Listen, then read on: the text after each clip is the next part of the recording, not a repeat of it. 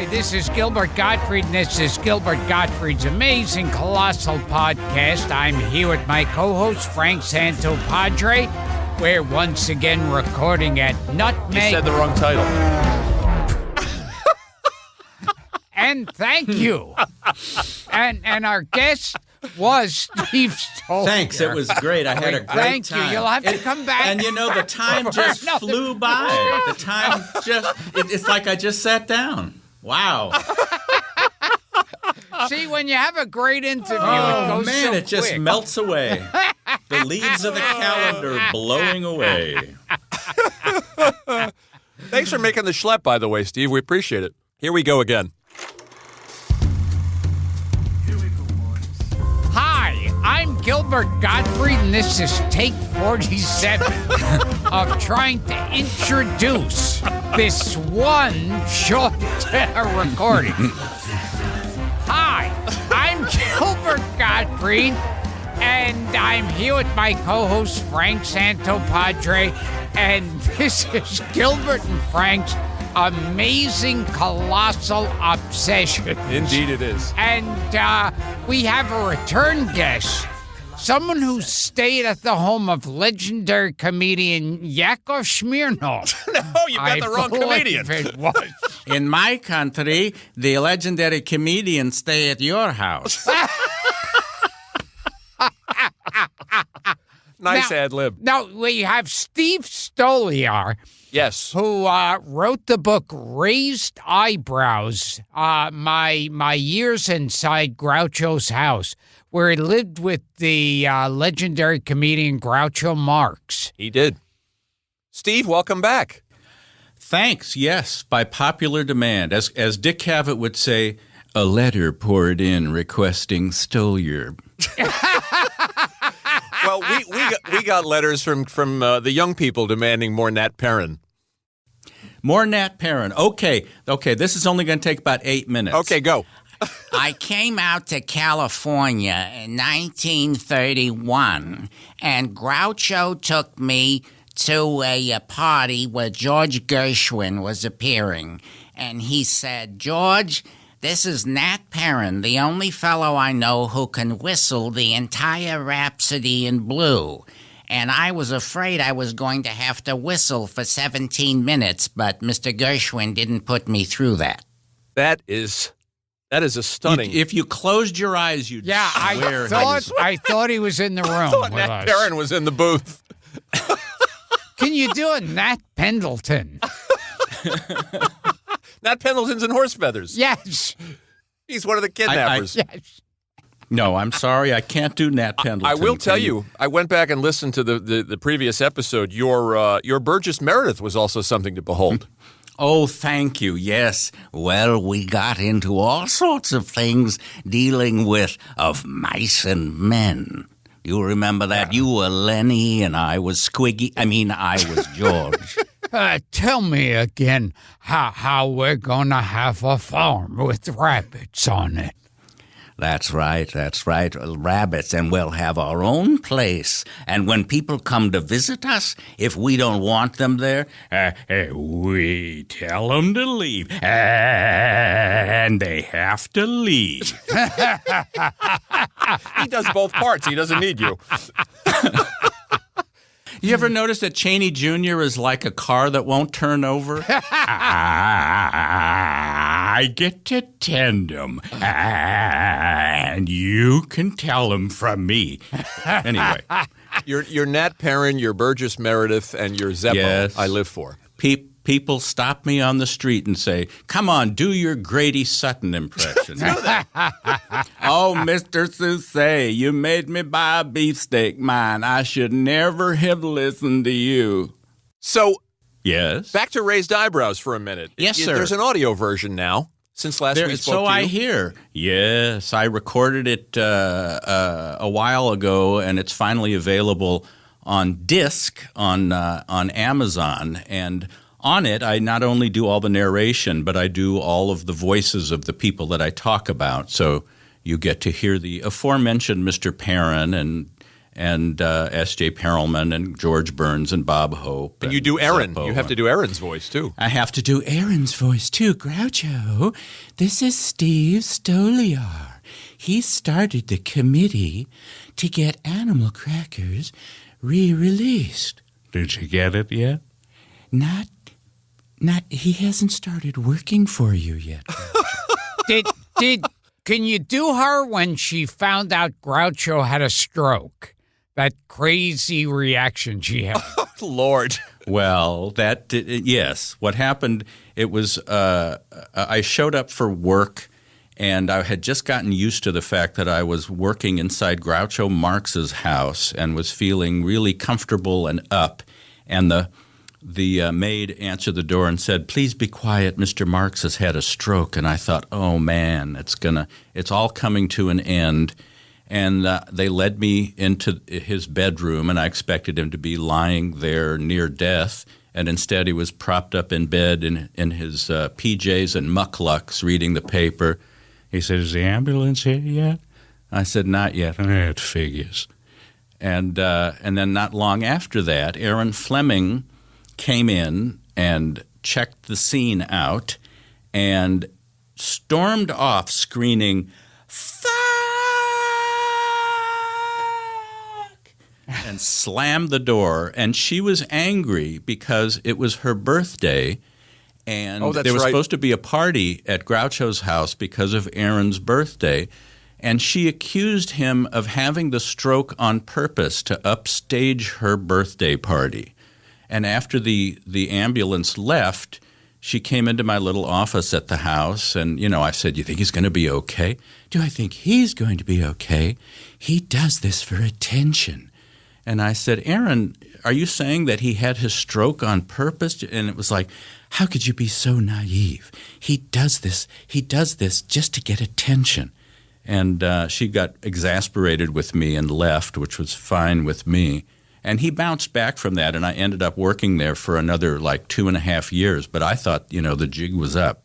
So if we should also remind our listeners, too, that there's a movie in the works based on your book, Raised Eyebrows. There is. And first of all, give us the update on that. It just suddenly occurred to me that I'm picturing the day that you have auditions and you have to audition actresses to play Erin, and how interesting that's going to be for you. But tell us what's happening. Well, let's see. It's going to be directed by Rob Zombie, even though seems like a strange choice. In fact, he read the book when it first came out, and he loved it. And he said, "This is just the kind of thing I've been looking for to get away from horror for a while." And ours has been just the most remarkably smooth collaboration I've ever encountered. The long and winding road through development and finding a home for it. But we hope to start the casting process in the very near future, and Rob would like to film it this year. So it's going to be surreal. Oh, it's exciting. It is. It is. It's frustrating how long things take to reach fruition. I was complaining about it in a letter to Woody Allen, and he wrote back and said, "Don't gripe about the time element. That'll take care of itself. Be grateful that your story hasn't been taken from you and given to imbeciles to destroy." Wow. And he's right. He's right. The time thing that ends up not mattering, and I'm very grateful that they've remained true to the story and haven't said, "Oh, here's what we could do with it. We could just use this as a launching point and then have Groucho and then do all sorts of wild, crazy stuff." But instead, they've really cared about remaining true to my book, which is very flattering. So the screenplay is completed and the screenplay's completed. I wrote the initial draft, and then Oren Moverman, who worked on that Brian Wilson film. Love and Mercy. Right. That was terrific. And a number of other excellent motion pictures. He worked on it, and it still remains true to the initial story that I hammered out on my little machine. So the script is done, and it moves forward, which is better than not moving forward or moving backward. Yeah. And And it's going to be very, very strange to see someone playing me when I was 20. Yeah, I can imagine. No one but my sister and a few friends will be able to say he didn't look exactly like that when he was 20. But it's going to be very strange because it's the three main characters are the old Groucho and ambitious younger Erin, and then Steve, naive young 20-year-old Steve. And it's mostly what the goings on inside the house. It's not a biography of Groucho, right? Sure. Any more than Ed Wood was a biography of Bela Lugosi. Speaking of Ed Wood, Scott and Larry, did you know, Gil? Oh, you remember we had Scott and Larry on the show, and they've got a Marx Brothers biopic that – you know about this, Steve? I do, yeah. They wrote it some years ago. Yeah. And so weren't able to get all the elements assembled for it. Right. But, they were heavily into that and had high hopes for it. But this is completely different because this is only about Groucho's twilight years and it doesn't pretend to be any kind of comprehensive story of his life. Gil, are you here? What? Yeah. Can you do an imitation of? I forget her name. Gloria Stewart? Gloria Stewart. Oh my gosh. She was the old lady from Titanic. What was she married to? Was she married to? She was married to Arthur Sheikman, who was one of Groucho's oldest friends and who worked on Monkey Business and Duck Soup. And she would come to lunch there, and Groucho would say, Gloria Sheikman's coming to lunch today. And I didn't realize at the time that was the same woman who co-starred The Invisible Man. In The Invisible Man, right. and with Karloff in The Old Dark House. Oh, she's in The Old Dark House, right. And a couple of Shirley Temple films. Yeah, I wish I had realized that at the time because I would have asked her about James Whale and Karloff and Claude Rains and all those wonderful Universal people. Let's talk a little bit about the new Blu-ray. You and I were talking, and we wanted to do another episode with you. And the Paramount films, the 5 Paramount films, were released. You were, of course, involved in the resurgence and the rescue of animal crackers. Right. But the five Paramount films were just released on Blu-ray. They look terrific. I was watching them this weekend. A couple of our friends are on there, Leonard Maltin and Dick Cavett and Larry and Scott.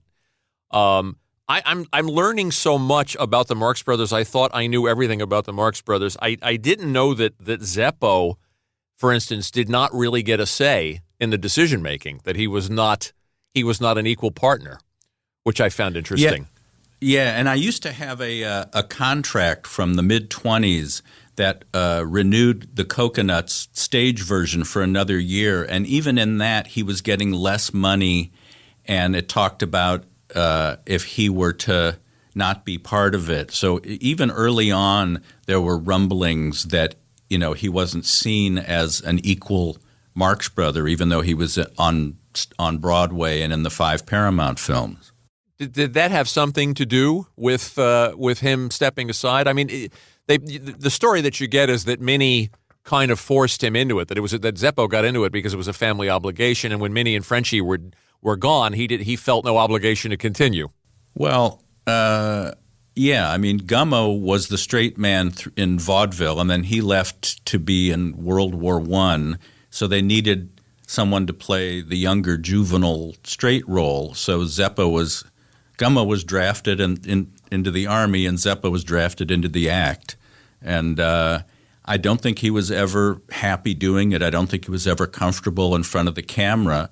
And then once he left after Duck Soup, he became really one of the top-notch agents in Hollywood and represented Gable and Lombard and Lana Turner and Barbara Stanwyck and Robert Taylor. So he did okay.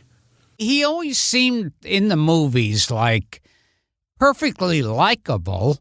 Yes. But even as a kid, I would think, well, what is he actually doing here?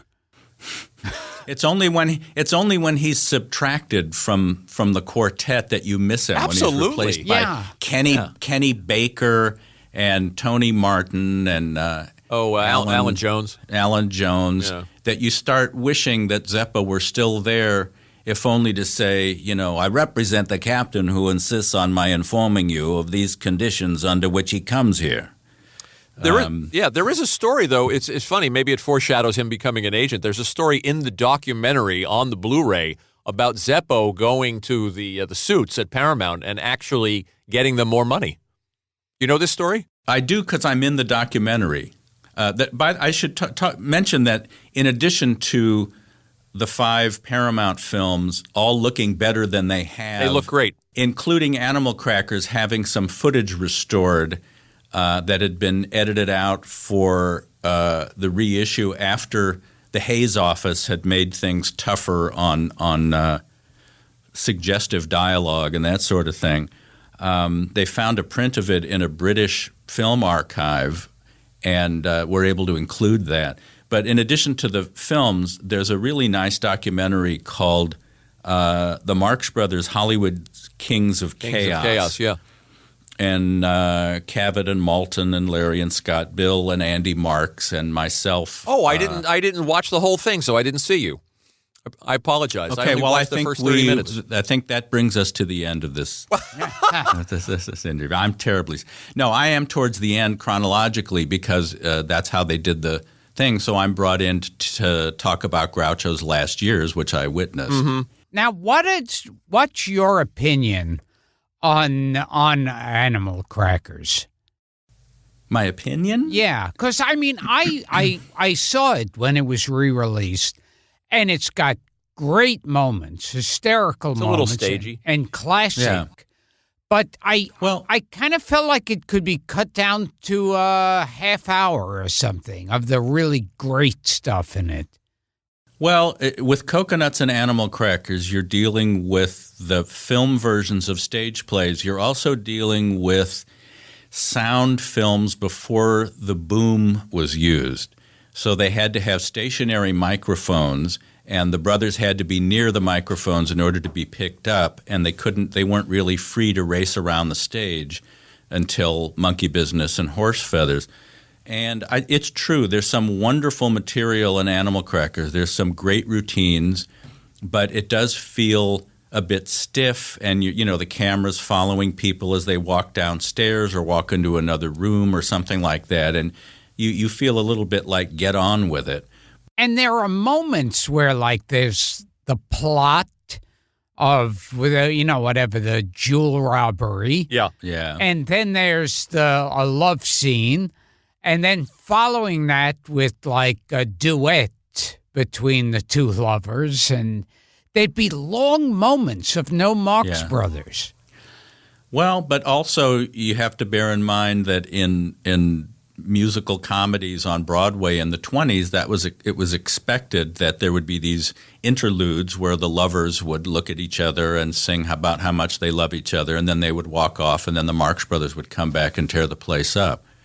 So it's tough retroactively to think, here's what we'd like to do with this, because the movie came out in 1930, and so it's easy to get impatient with the pace. And it does, as you said, it picks up markedly when they come to Hollywood and do Monkey Business, Horse Feathers, and Duck Soup, which is like that golden trio of them at their best. Just manna from heaven. What's amazing is that they were shooting Coconuts in Astoria by day and doing Animal Crackers on stage at night, driving into the city.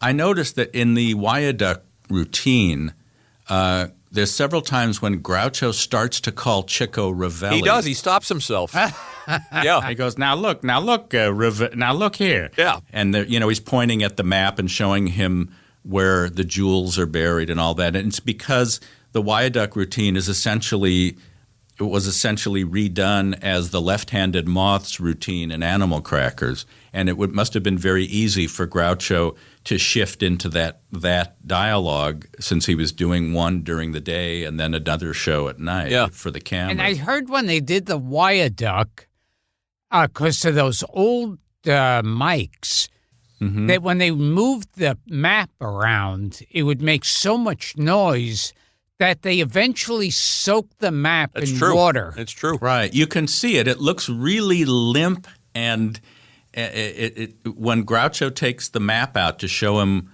where the jewels are buried, it's a weird thing because it doesn't behave like normal paper. And yes, it's because when they tried doing it initially and then listened to it, you get, look, Ravelli, and they realized all this rustling of paper was drowning out the dialogue, so they had to improvise and wetted down the paper so that it wouldn't upstage the Marx Brothers. It's interesting, too, that they changed Groucho's character's name slightly. I think was it Schlammer, and then he became Mr. Hammer in Coconuts. But Gilbert, you'll appreciate this. Chico's name in the stage production was Willie the Wop. Oh, my God. And I can't imagine why anyone would have a problem with it. Can't imagine. Even in 29, they knew to change it.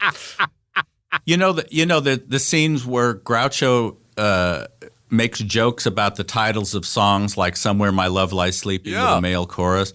In the stage version, he also says, play, I'm looking at the world through colored Rosie's glasses, and all I see are black specks. I can't imagine that anyone would have a problem with colored Rosie's glasses either. So, yeah, they made modifications. And in Duck Soup, Chico was Gary the Guinea. No, he was not.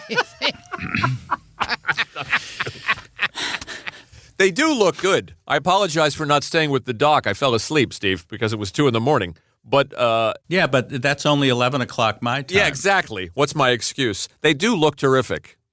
Yeah. Yeah, people who feel like it's like, well, I've already got it on DVD. I don't need to get that.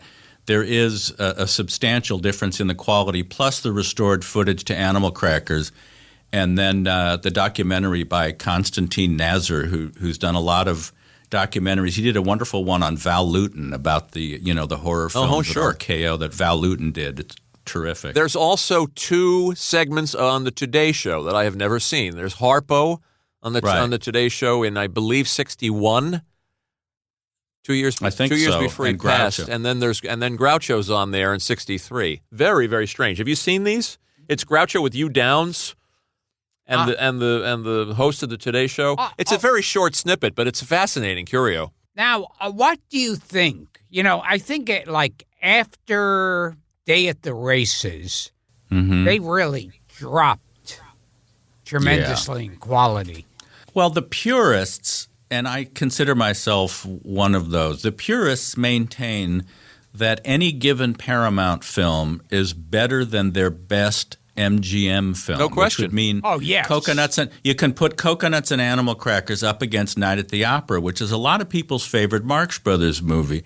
But I feel that they really became tamed when they went over to MGM, and they weren't as crazy, and they really seemed to care a lot about getting the lovers together. I mean, there was love interest in Coconuts and Animal Crackers, but you got the feeling that they didn't really give a shit, that it was going on in a parallel story to them tearing the place up. Yes. But in the MGM films, gosh, they're really concerned about making sure that justice prevails and he gets the girl.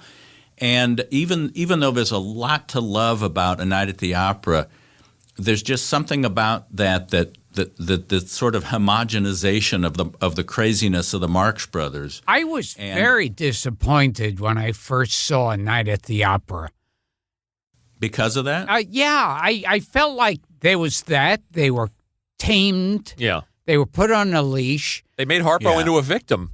They made Harpo. They bullied Harpo, so Harpo went from being an anarchist into having to pay for his anarchy. And as Joe Adamson pointed out in his excellent Groucho, Harpo, Chico, and sometimes Zeppo examination of the films, wonderful book, he said, instead of Harpo just pulling a pair of shears out of his pocket for no reason, he has to find them sitting on a shelf somewhere. Yeah. It has to make sense. It can't just be this crazy. How could he pull a steaming cup of coffee out of his pocket? Right. He has to see it sitting somewhere. And so it loses the craziness. But Groucho was very pleased with the fact that Night at the Opera and Day at the Races were their biggest moneymakers. Sure. And there was enormous prestige with going over from Paramount to MGM at the time, because that was just the Rolls Royce of movie studios. But in retrospect, in terms of the anarchy that the baby boomers embraced in the 60s and 70s,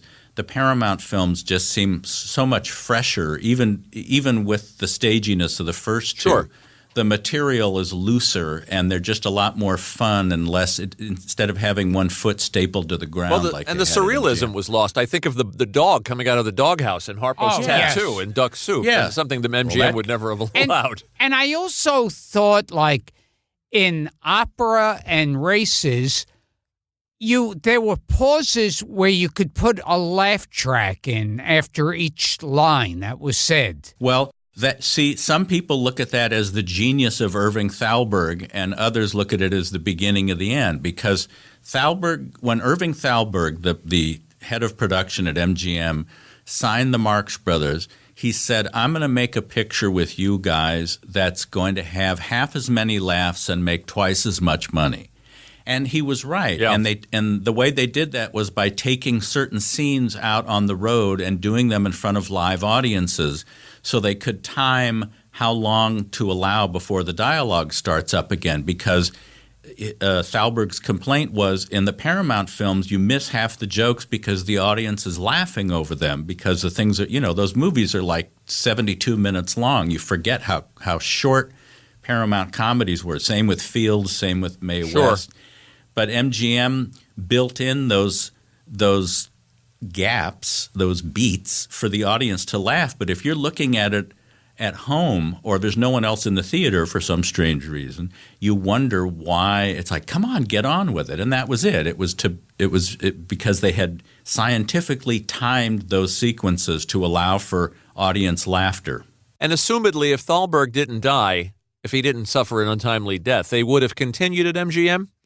I think because the two films were so profitable, even though Mayer had it out for them. Right. And, I don't know to what degree they would have been making wonderful films, because I still think that Opera and Races already shows the downhill slide. Sure. Plus, it's also after the Hays Office, the Hays Code kicked in. So I think a lot of the things that Groucho joked about in the Paramount films were frowned upon after 1934. So you're also fighting against that homogenization of material. But it would have been better for them if Thalberg hadn't died, and it probably would have been better for Thalberg if he hadn't died. Are there any of the post-MGM films, be it Go West or A Night in Casablanca or At the Circus, are there any of them that you can get through? I mean, there are moments at the circus, that's as the Lydia, thing of is, course. Right. There's moments in all of them. There's none that are a complete washout, although Love Happy pretty comes close. A case could be made. Plus, they're getting older, and you're looking at Marx Brothers in their 60s trying to be impish, childlike creatures, and it kind of doesn't work. But you could excerpt, going back to what Gilbert said about let's just edit it down to a half hour and have a really slick thing. You could take sequences from the later films, from Room Service and At the Circus and Go West and Big Store and Night in Casablanca, and put it together and show it to someone such that they say, there's a lot of funny stuff in that. How come people don't like the movie? And it's like, well, because I cut out Tony Martin singing Tenement Symphony. And I cut out Kenny Baker singing Two Blind Loves. You just want to reach through the TV and strangle him. Agreed. When I was 12, and you would just watch them all together, I didn't know the difference. I mean, of course, I knew, the Hackenbush, the Lydia the Tattooed Lady, there was always something there. Except for Love Happy. Even as a kid, I knew Love Happy was shit. Love Happy is surreal. Yeah. It's just... Well, Groucho's talking in this Today Show clip about how bad it was. Yeah. He's talking about Marilyn Monroe. He was no fool. I mean, he knew which the good ones and the bad. I mean, I mentioned in Raised Eyebrows, I talk about how he came to the lunch table one day, just looking a little bit upset, and he said, whatever made Bazell think he could direct pictures? I was still pissed off about Go West. And it was like he had just come from the set of Go West in 1940. And Eddie Bazell was the director of At the Circus and Go West, and he had been a vaudevillian song and dance man that then became kind of a workman-like director at MGM doing musicals and comedies.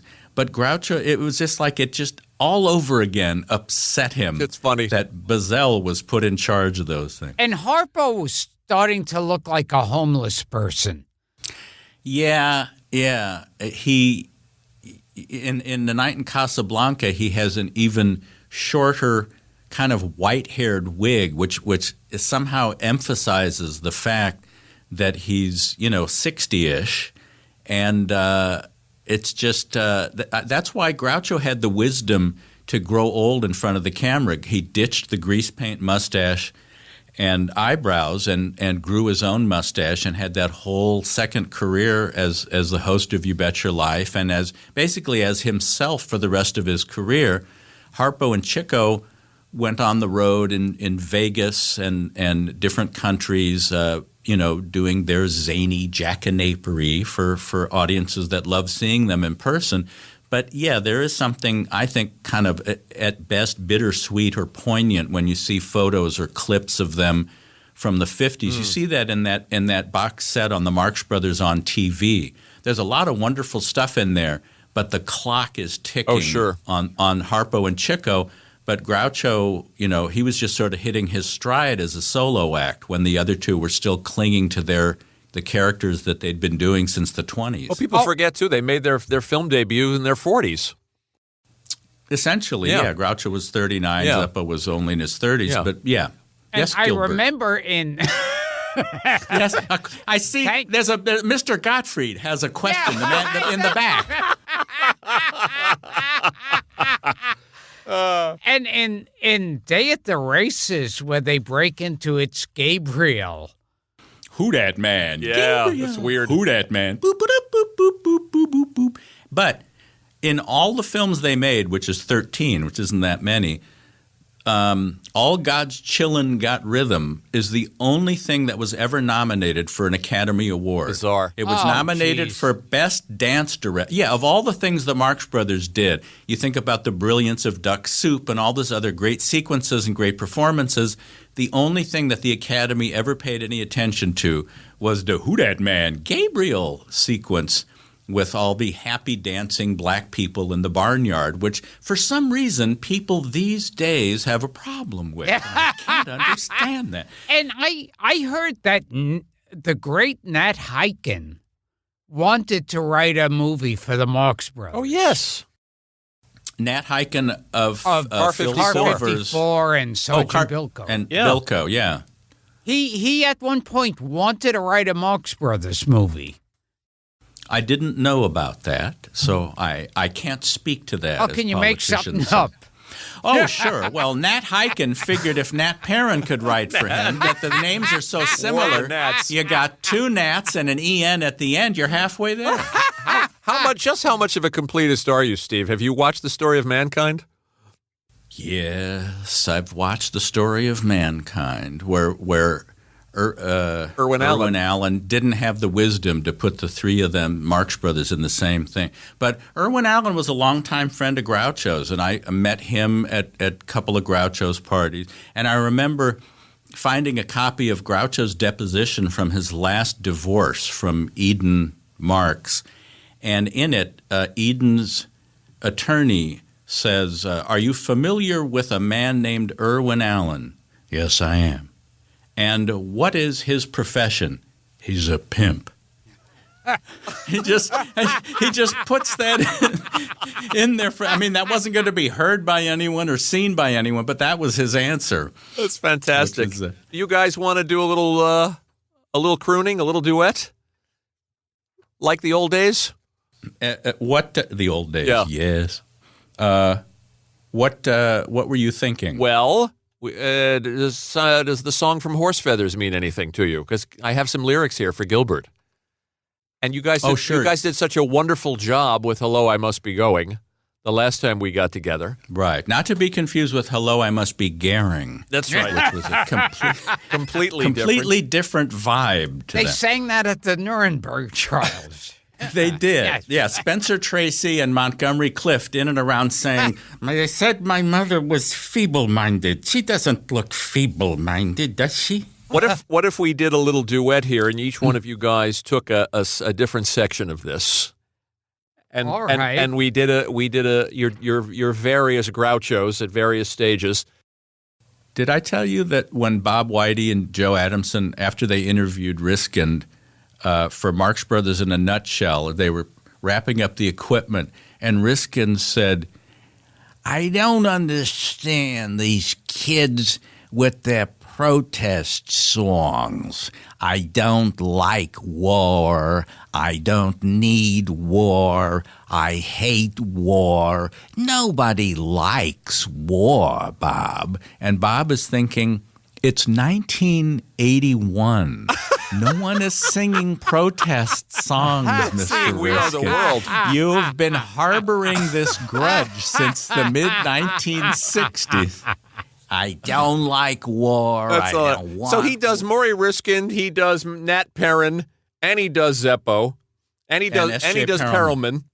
And you do Rondo Hatton. Sure, just don't scream. She's so pretty, don't hurt her.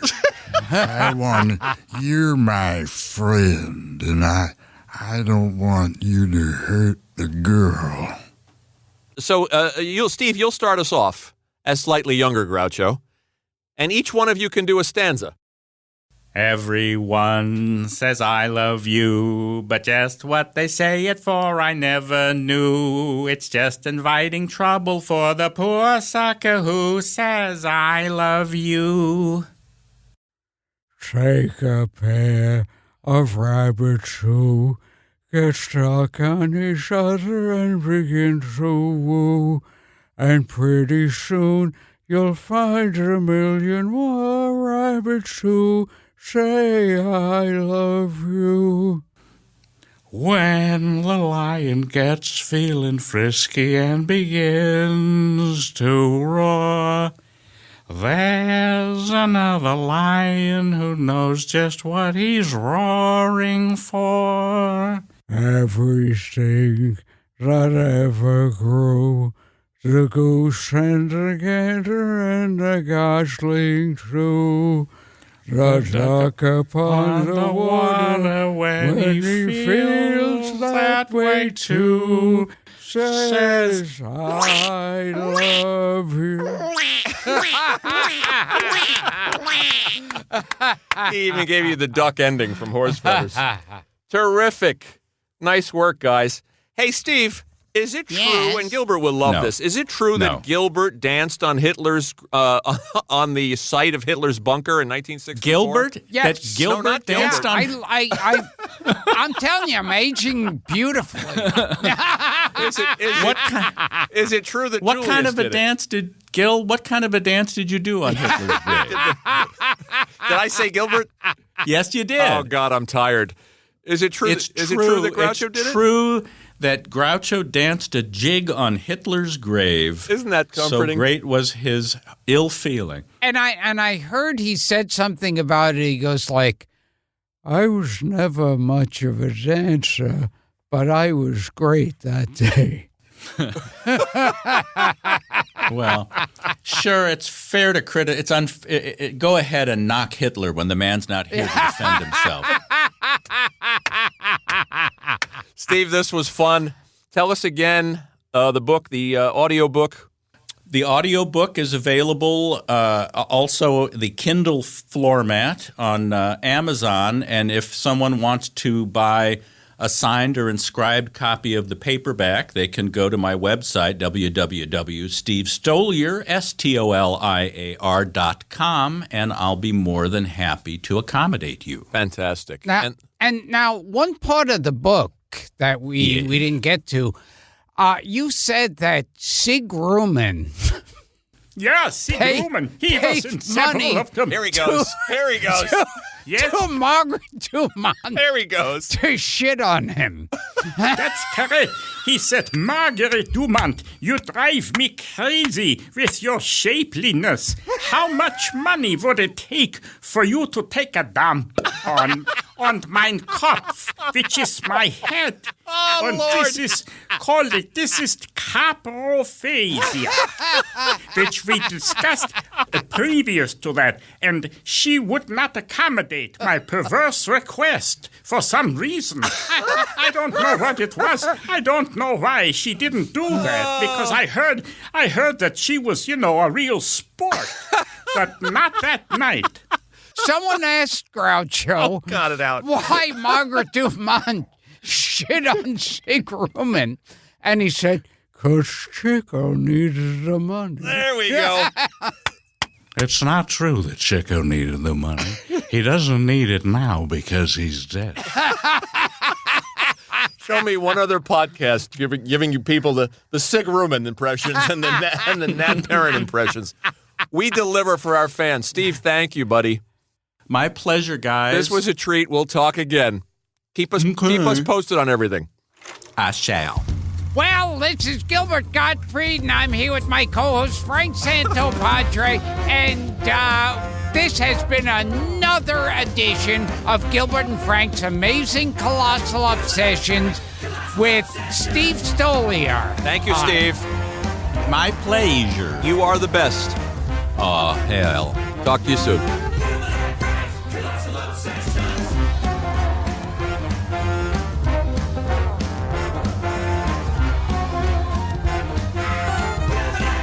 Colossal Obsessions.